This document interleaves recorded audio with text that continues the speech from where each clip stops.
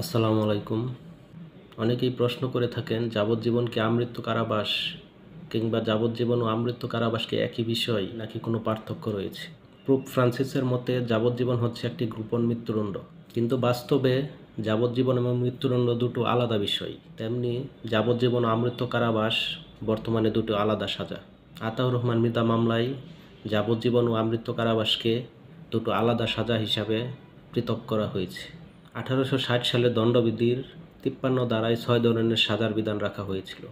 পরবর্তীতে 1950 সালে এসে একটি সাজা বাতিল হওয়ায় বর্তমানে 5 ধরনের সাজার বিধান রয়েছে।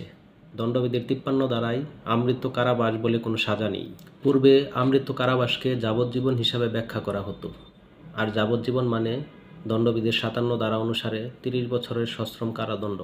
কিন্তু ক্রিমিনাল রিভিউ পিটিশন নং 82/2017 আতাউর রহমান মৃধা মামলায় এই ব্যাখ্যার পরিবর্তন করা হয়। এই মামলায় যাবজ্জীবন মানে 30 বছরের সশ্রম কারাদণ্ড হিসাবে উল্লেখ করা হয় এবং আমৃত্যু কারাবাস মানে আসামির মৃত্যু পর্যন্ত জেলে থাকতে হবে, অর্থাৎ মৃত্যুর পর লাশের খাটিয়ায় চড়ে জেল থেকে বের হতে হবে। 2020 সালের 1 ডিসেম্বর এই রায় ঘোষণা করা হয়। 7 জন বিচারপতির সমন্বয়ে আপিল বিভাগের বেঞ্চ সংখ্যাগরিষ্ঠের ভিত্তিতে এই রায় প্রদান করেন। এই রায়ে বলা হয়, যাবজ্জীবন মানে 30 বছরের সশ্রম কারাদণ্ড। তবে যদি কোনো আদালত বা ট্রাইব্যুনাল কোনো অপরাধের মাত্রা বিবেচনা করে কোনো অপরাধীকে আমৃত্যু কারাদণ্ড প্রদান করেন, তবে সেক্ষেত্রেই শুধু আমৃত্যু কারাবাস প্রযোজ্য হবে। অর্থাৎ আদালতের কোনো সুনির্দিষ্ট আদেশ ছাড়া কোনো অপরাধীকে আমৃত্যু কারাবাস ভোগ করতে হবে না।